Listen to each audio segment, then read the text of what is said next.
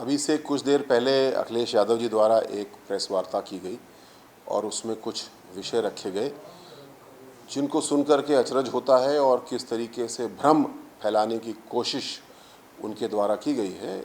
इसके लिए कुछ चीज़ें स्पष्ट करना, कुछ सत्यता, कुछ फैक्ट्स रखना ज़रूरी है और कुछ आंकड़े भी रखना ज़रूरी है। अखिलेश जी ने कुछ युवाओं को संबोधित करते हुए बात कही और युवाओं के सरकारी नौकरी के लिए, प्राइवेट सेक्टर की नौकरी के लिए और उद्यमिता के लिए जो विषय है, जो काम हो रहा है, वो मैं आपके माध्यम से उत्तर प्रदेश के सम्मानित नागरिकों तक पहुंचाना चाहता हूं। ये समाजवादी पार्टी की सरकार थी जिसने आदेश किया था कि सभी प्रकार की भर्तियां बंद रहेंगी, इनके ऊपर रोक रहेगी, किसी को भर्ती नहीं करेंगे। विशेष रूप से बात करूं तो उत्तर प्रदेश पुलिस की भर्ती, जो कि एक बहुत ही अच्छी पारदर्शी व्यवस्था में आ चुकी थी, कंप्यूटर बेस्ड एग्ज़ाम था, सीसीटीवी था, सब कुछ था। अखिलेश यादव जी ने बड़ी कोशिश की कि किसी तरीके से इसको, जैसे उनकी 2004 से 7 वाली सरकार थी, उस तरीके का बना दें, लेकिन सफल नहीं हुए।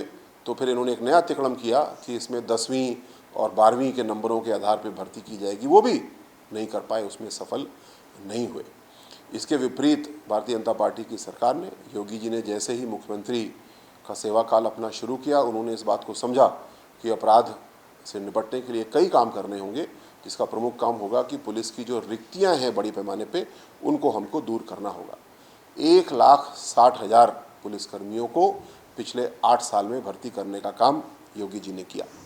60,000 पुलिसकर्मियों की भर्ती इस समय चल रही है और इसके साथ साथ 30,000 पुलिसकर्मी, जैसे ये भर्ती पूरी होगी, हम लोग नई भर्तियां निकालेंगे, तेज़ी से आगे बढ़ेंगे। ये आंकड़े हैं, एक तरफ ज़ीरो और दूसरी तरफ 1,60,000 हो चुका और लगभग 90,000 भर्तियां। और ये तो केवल पुलिस विभाग की बात कर रहा हूँ, जहाँ मैं सेवा लंबे समय कर चुका हूँ, मुझे एक एक फैक्ट इसके पता है। साथ साथ जो शिक्षकों की भर्ती है, अखिलेश जी के समय कोई भर्ती में सफलता इनको नहीं मिल पाई और भारतीय जनता पार्टी की सरकार में, एनडीए की सरकार में कुल 69,000 शिक्षकों की भर्ती हमने हाल में की। इसमें कुछ भर्ती को लेकर के जो विवाद हुआ, उसके लिए सरकार का बहुत ही सकारात्मक रुख है, लेकिन क्योंकि मामला माननीय न्यायालय में लंबित है, तो न्यायालय के आदेश के अनुसार इसमें काम होगा और प्रत्येक कैंडिडेट को हम आश्वस्त करना चाहेंगे कि किसी का भी नुकसान नहीं होगा। हमारे पास रिक्तियाँ हैं जिनको भरने के लिए शिक्षकों की भर्ती भी पारदर्शी तरीके से हो, गति के साथ हो। इसके लिए एक शिक्षक भर्ती आयोग, एक पूरा सिस्टम बना दिया गया है, जिससे कि हर साल भर्तियां होती रहें, रिक्तियां भी हमारी पूरी हो जाएं और साथ साथ जो नई रिक्तियां होती हैं किसी के रिटायर होने के आधार पे, उनको भी हम लोग भर पाएँ। आंकड़े और अगर देखना चाहें तो छात्रवृत्ति स्कॉलरशिप इस साल उत्तर प्रदेश सरकार ने योगी जी के नेतृत्व में रिकॉर्ड बनाया है। 4,000 करोड़ की छात्रवृत्ति बच्चों को बांटी गई है। कुल 56 लाख बच्चे हैं, स्टूडेंट हैं, जिन्होंने स्कॉलरशिप ली। इसकी तुलना अगर करें समाजवादी पार्टी के समय, तो केवल 34 लाख बच्चों को स्कॉलरशिप दी थी 2,600 करोड़ रुपए के ज़रिए। अब यानी लगभग डबल करने में हम लोग सफल हुए हैं और साथ साथ पूरी तरह पारदर्शी व्यवस्था। सभा के समय छात्रवृत्ति के घोटाले हम सबके सामने, ईडी उसकी जांच कर रही है, वसूली कर रही है और यूडब्ल्यू जांचें कर रही हैं। आज कोई ऐसी शिकायत नहीं है। आधार के ज़रिए हमने एक एक बच्चे को चिन्हित किया है, कॉलेजेस को चिन्हित किया है, फर्जीकरण को दूर किया है और तब भी 4,000 करोड़ की स्कॉलरशिप हम लोग बांट रहे हैं। और सबसे इसमें एक शर्मनाक बात, 2017 में जब अखिलेश जी को लगा कि अब तो सरकार जाने वाली है, तो उस साल बच्चों की स्कॉलरशिप ही रोक दी गई। लेकिन जब योगी जी ने मुख्यमंत्री की शपथ ली तो उन्होंने कहा कोई बात नहीं, मैं एक साल में 2 वित्तीय वर्ष का बजट देने के तैयार हूँ, लेकिन किसी भी बच्चे की स्कॉलरशिप रोकी नहीं जाएगी। जो समाजवादी पार्टी ने किया है हम उसको ठीक करेंगे और एक वित्तीय वर्ष में 2 गुना बच्चों को इस प्रकार छात्रवृत्ति दी गई। जो रामजी लाल सुमन जी ने अभी बहुत ही शर्मनाक बात कही लोकसभा में, इधर इंद्रजीत सरोज जी ने भी कुछ इसी प्रकार की बात कही। ये दोनों लोग बड़े सम्मानित नेता हैं, बड़े अनुभवी नेता हैं और मैं विश्वास करता हूं कि इनके मुंह से कोई जबान फिसल गई ऐसी बातें नहीं निकलती। ये सोची समझी बातें कहते हैं, जो इनको निर्देश मिलता है वो कहते हैं। निर्देश इनको ये मिला है कि दूध में नींबू का काम करो, फाड़ो लोगों को, बांटो लोगों को, और फिर इससे सोच रहे हैं कि शायद इनको कोई राजनीतिक पनीर उसमें से मिलेगी। लेकिन ऐसा होगा नहीं, क्योंकि आज उत्तर प्रदेश की जनता बहुत जागरूक है। योगी जी ने पहले से आगाह किया है, बटोगे तो कटोगे। मोदी जी ने पहले से मंत्र दिया है, एक है तो सेफ है। आज उत्तर प्रदेश में एनडीए की, भारतीय जनता पार्टी की सरकार सबको साथ लेकर के चलने का काम कर रही है। हम किसी भी मत, मजहब, समूह, लिंग, किसी को नहीं बोलते क्षेत्र को कि ये हमारा वोटर नहीं है। हम किसी को ये भी नहीं बोलते कि ये हमारा वोट बैंक है। हम हर घर, हर चुनाव में जाते हैं, जाकर के लोगों से अनुरोध करते हैं।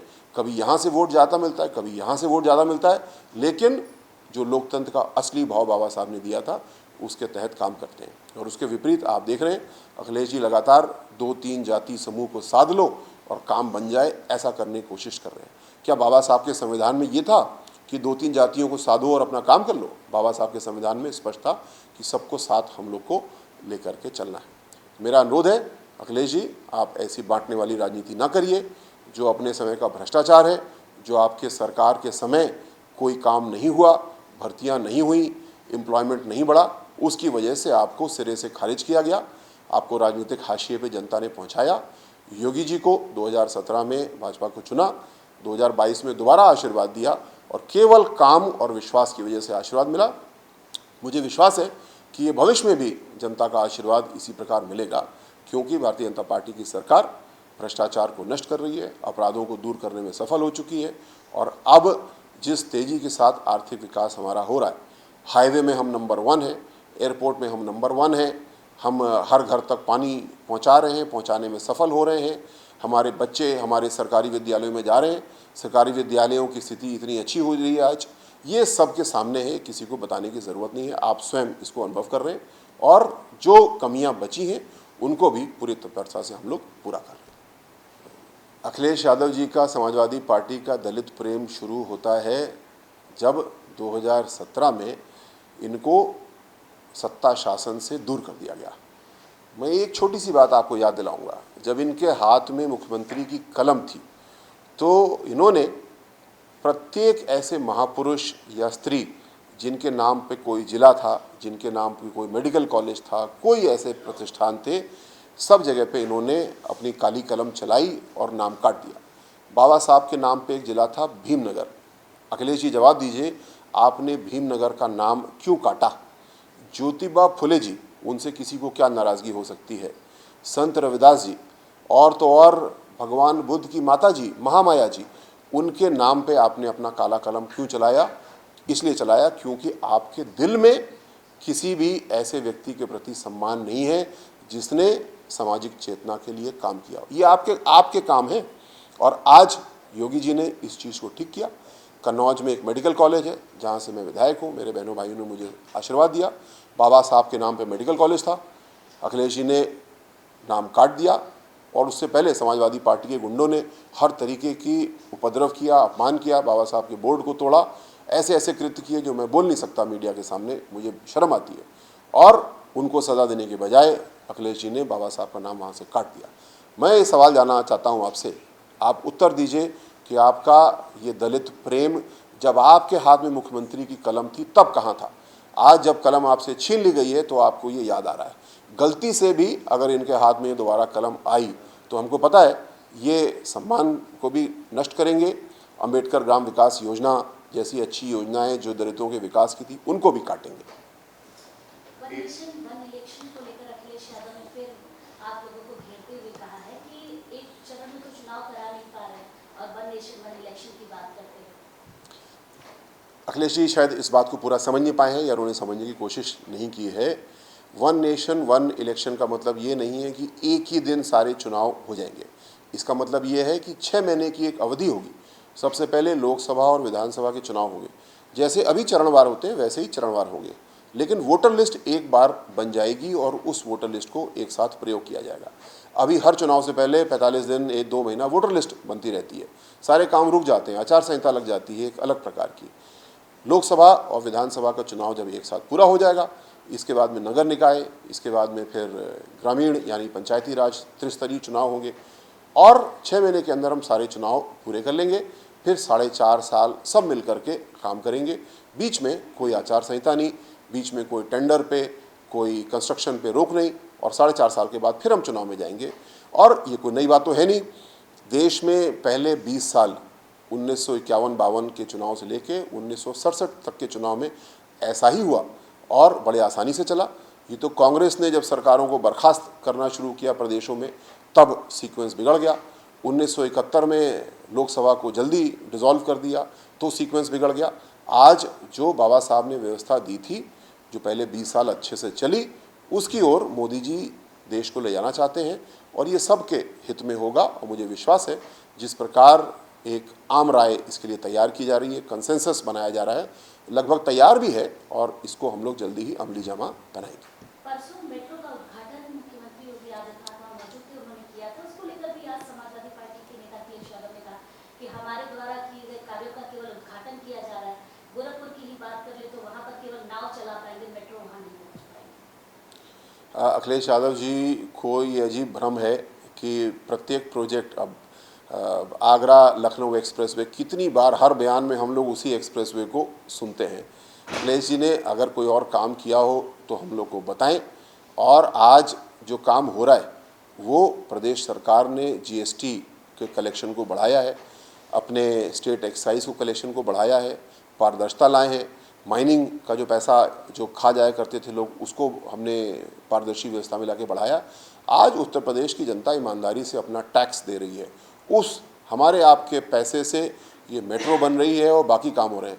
अखिलेश जी, आप तो 8 साल से सरकार में है ही नहीं, तो आज के जो करदाता के पैसे से काम हो रहा है उसका क्रेडिट आज के करदाता को जाता है, आज के सेवा करने वाले योगी जी को जाता है। आप उसमें बार बार अपना क्रेडिट, अपना श्रेय ढूंढते हैं, ये सबको दिखता है और काफ़ी बुरा लगता है। सर, अखिलेश यादव कह रहे हैं कि बीजेपी पीबीए समाज पर हमला कर रही है, थानों में जाति देखकर पोस्टिंग करवा रही है, उस पर आप क्या कहेंगे? इसके आंकड़े पूरी तरह स्पष्ट होंगे, क्योंकि मैंने पुलिस की सेवा की है, अखिलेश यादव जी की सरकार में भी की है, उसके पूर्व में भी की है, उसके बाद में भी की है।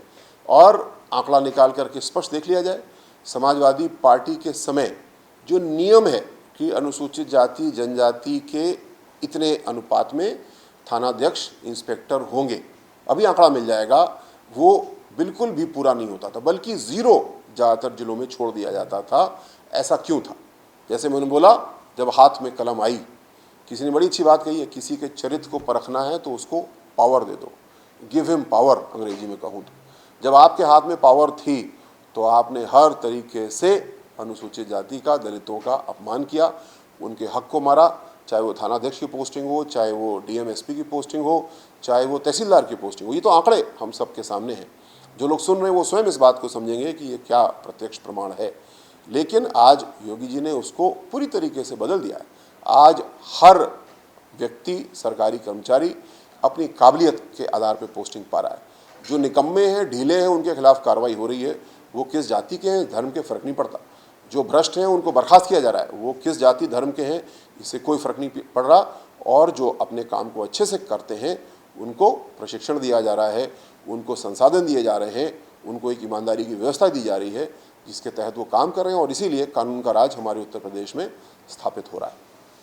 वक्फ बोर्ड को लेकर विपक्ष लगातार पहले भी प्रदर्शन कर रहा था, विरोध कर रहा था। अब उसको लेकर भी अखिलेश यादव ने कहा है कि वक्फ बोर्ड का जहां विरोध कर रहे थे, सरकार उसका प्रचार करवा रही है। सरकार उसका प्रचार कर रही है, बिल्कुल सही बात है, क्योंकि एक संवैधानिक व्यवस्था के तहत वक्फ के कानून में अमेंडमेंट किया गया।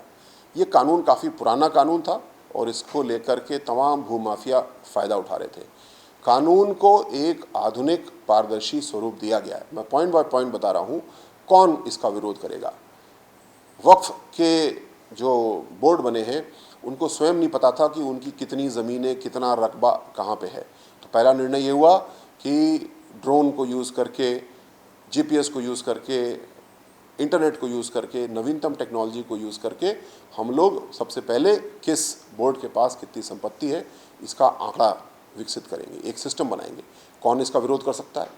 इस सिस्टम को बनाने के लिए कुछ विशेषज्ञों की आवश्यकता होगी। वो विशेषज्ञ कौन है? हमारे तहसील कर्मी, तहसीलदार, एसडीएम, डीएम, उन्हीं का काम है ये, उनका इसमें रोल बढ़ाया गया है। वक्फ के द्वारा कोई ऑर्डर किया जाता था तो कहीं कोई अपील का प्रावधान नहीं था, सजा भी वही देंगे और सुनवाई भी कोई नहीं होगी। ये तो किसी कानून में हो ही नहीं सकता। हमेशा सुनवाई का 1 या 2 लेवल होना चाहिए। इसमें ट्राइब्यूनल की व्यवस्था की गई, वो सुनवाई करेंगे। इन पॉइंट से किसको विरोध हो सकता है?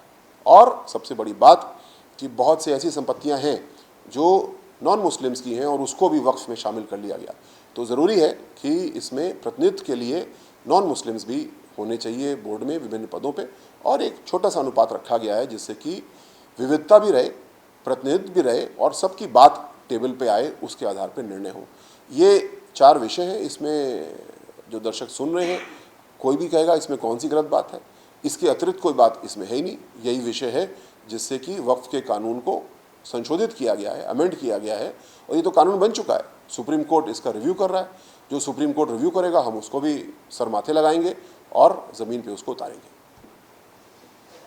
थैंक यू सर, बहुत बहुत धन्यवाद।